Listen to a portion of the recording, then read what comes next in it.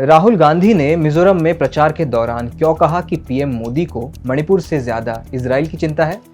ऐसा क्या हुआ कि वसुंधरा राजे ने असम के राज्यपाल गुलाब चंद कटारिया से एकाएक गोपनीय मुलाकात की? क्या भाजपा के अंदर खाने सब ठीक तो है? और केंद्रीय गृह मंत्री अमित शाह ने ऐसा क्या कह दिया कि छत्तीसगढ़ कांग्रेस ने उन पर नफरती भाषण करने का आरोप ही लगा दिया? इन सभी सवालों के जवाब खोजने की कोशिश करेंगे आज के वीडियो में। यहाँ पर आपको एक ही जगह एक ही वीडियो में सभी बड़ी घटनाओं का ब्यौरा मिलेगा, तो बने रहिए हमारे साथ। नमस्कार, मेरा नाम है ज़ीशान कास्कर और आप देख रहे हैं द वायर का चुनावी शो खबरें चुनाव से। एक सरकार बनाने का चुनाव का मौसम सर पर है। हर 5 साल बाद जनता को मौका मिलता है अपने लोकतांत्रिक अधिकार का इस्तेमाल करने का। वही मौका फिर से आया है 5 राज्यों के विधानसभा चुनावों के जरिए। जैसे जैसे नेतागण अपनी चुनावी यात्रा की तैयारी में लगे हैं, द वायर में हम भी तैयार हैं आप तक हर जरूरी चुनावी खबर पहुंचाने के लिए। राजस्थान, छत्तीसगढ़, मध्य प्रदेश, तेलंगाना और मिजोरम के चुनाव के परिणाम 3 दिसंबर 2023 को आएंगे, लेकिन राज्यों में चुनावी हलचलें शुरू हो चुकी है। क्रिकेट की भाषा में इस दौर को राजनीति के डेथ ओवर्स भी कहा जा सकता है। राज्य के चुनाव में पल पल माहौल बदलता रहता है और इसी बदलते माहौल पर नज़र रखने और आप तक सच्चाई को लाने के लिए हम लाए हैं द वायर का चुनावी शो खबरें चुनाव से। पहले हम गुजरात से मुकाबला करते थे, अब हम मैं समझता हूँ पीछे नहीं है, काफी आगे बढ़ चुके हैं। एक सरकार बनाने का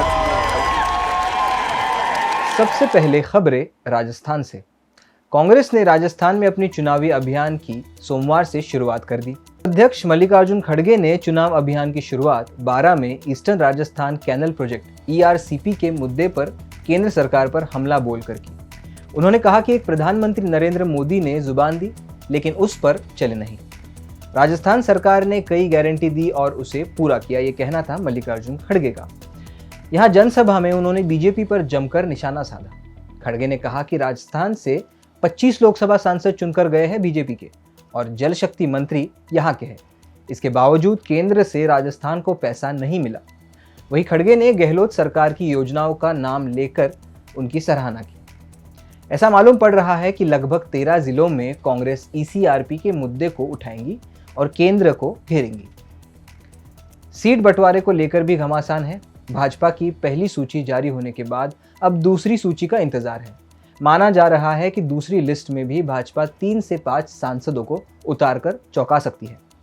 भाजपा की 41 प्रत्याशियों की सूची में 7 सांसदों के नाम थे। पहली लिस्ट जारी होने के साथ ही इन सीटों पर विरोध प्रदर्शन शुरू हो गए। इसका सबसे ज्यादा परिणाम जयपुर में दिखाई दे रहा है। बीजेपी ने अपनी पहली लिस्ट में जयपुर की 5 सीटों पर प्रत्याशी घोषित किए थे। इनमें से 3 सीटों पर विरोध लगातार जारी है। झोटवाड़ा व कोटपुतली सीट पर तो घोषित प्रत्याशी का खुलकर विरोध हो रहा है। ये वही सीट है जहां भाजपा ने केंद्रीय मंत्री राज्यवर्धन सिंह राठौर को टिकट दिया था। दूसरी तरफ कांग्रेस ने भी अभी तक राजस्थान में अपनी सूची जारी नहीं की है। राज्य के कांग्रेस अध्यक्ष गोविंद सिंह ने द हिंदू को कहा कि 30% विधायकों का टिकट कटने वाला है। उन्होंने भरोसा जताया कि कांग्रेस इस बार राज्य में सरकार बनाएगी। लेकिन राजस्थान से सबसे बड़ी खबर जो हमें देखने मिल रही है वो है वसुंधरा राजे से जुड़ी हुई। राजस्थान की पूर्व मुख्यमंत्री वसुंधरा राजे रविवार को अचानक उदयपुर पहुंची और असम के राज्यपाल गुलाब चंद कटारिया से उनके आवास पर मुलाकात की। त्रिपुरा सुंदरी के लिए रवाना होने से पहले राजे ने कटारिया से 40 मिनट तक चर्चा की। बैठक गोपनीय थी और शहर में किसी को भी उनकी यात्रा के बारे में कोई पूर्व सूचना नहीं थी। राजनीतिक गलियारों में कयास लगाया जा रहा है कि वसुंधरा राजे कटारिया से इस मुलाकात के जरिए दिल्ली तक अपना संदेश पहुंचाना चाहती है। चुनावी माहौल में अलग थलग पड़ी वसुंधरा कोई बड़ा संदेश आलाकमान तक पहुंचाना चाहती है। गौर करने की बात है कि भाजपा ने अभी तक मुख्यमंत्री के चेहरे की घोषणा नहीं की। ऐसे में राजनीतिक हलचलें दिलचस्प हो सकती है। आगे बढ़ते हैं अगले राज्य मध्य प्रदेश की ओर। मध्य प्रदेश विधानसभा चुनाव के लिए कांग्रेस का घोषणा पत्र जारी करते हुए कमलनाथ ने कहा, हम मध्य प्रदेश की IPL टीम बनाने की कोशिश करेंगे।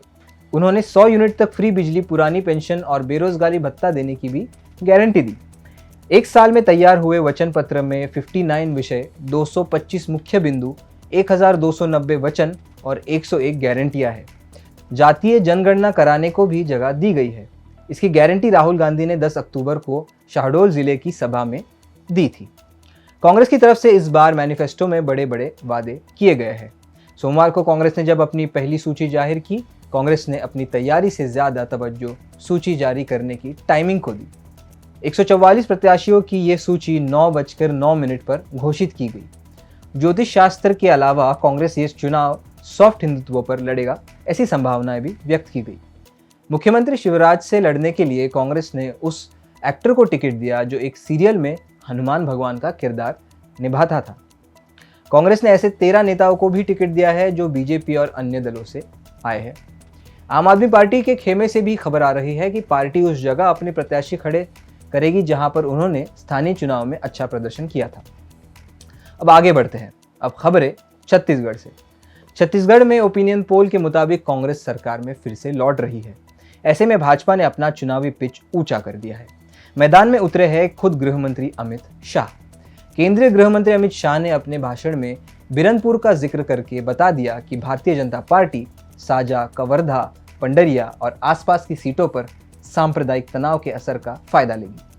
अमित शाह ने कहा कि बिरनपुर में जिस भुवनेश्वर की हत्या की गई, उसके पिता को भाजपा ने टिकट दिया है। इस व्यक्ति का नाम ईश्वर साहू है और वे अमित शाह के भाषण के दौरान स्टेज पर ही मौजूद थे। जवाब में अमित शाह के खिलाफ कांग्रेस चुनाव आयोग में शिकायत कर सकती है।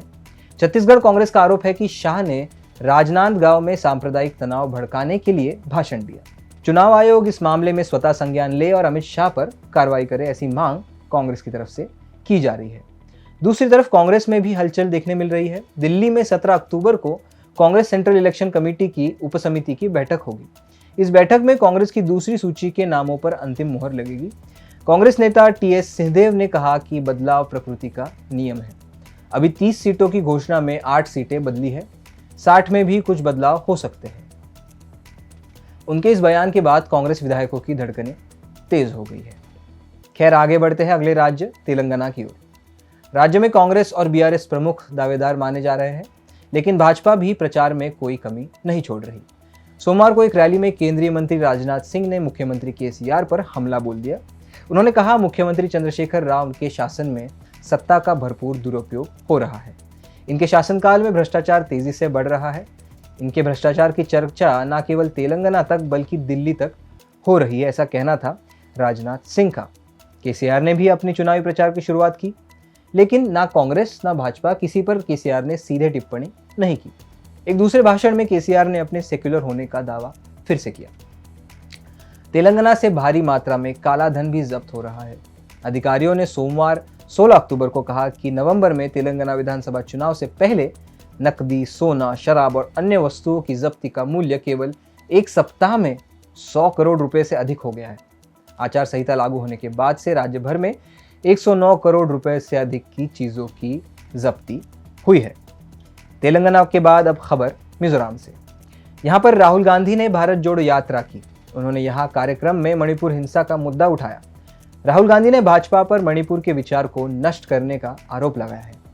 राहुल ने आगे कहा, मेरे लिए यह आश्चर्य की बात है कि प्रधानमंत्री और भारत सरकार को इजराइल में जो इजराइल हमास संघर्ष हो रहा है उसमें इतनी दिलचस्पी है, लेकिन मणिपुर में क्या हो रहा है उसकी कोई चिंता नहीं। राहुल के वीडियो सोशल मीडिया पर छाए हैं। तो ये था एक संक्षिप्त ब्यौरा 5 राज्यों की राजनीतिक हलचलों का। अब हम हर हफ्ते 2 बार ये कार्यक्रम ले आएंगे घट रही राजनीति पर नजर रखने के लिए। अब जाते जाते शो का आखिरी हिस्सा देखते हैं, वायरल क्या है। वायरल क्या है में आज 2 चीजें, एक जिसमें भाजपा नेता कैलाश विजयवर्गीय आसाराम बापू के आश्रम में गाते दिख रहे हैं।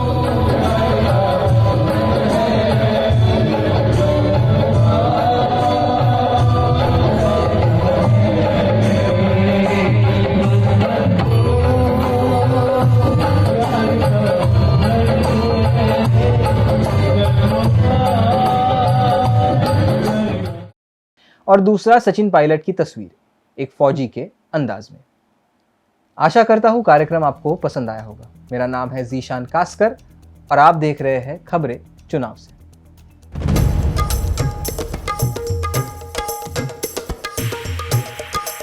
पहले हम गुजरात से मुकाबला करते थे, अब हम मैं समझता हूँ पीछे नहीं हैं। काफी आगे बढ़ चुके हैं। एक सरकार बनाने का चुनाव है। द वायर के और वीडियोस देखने के लिए सब्सक्राइब करें और बेल आइकन पर क्लिक करें। स्वतंत्र पत्रकारिता की आर्थिक मदद करने के लिए डिस्क्रिप्शन में दिए गए लिंक पर जाएं और अपनी राशि चुनें।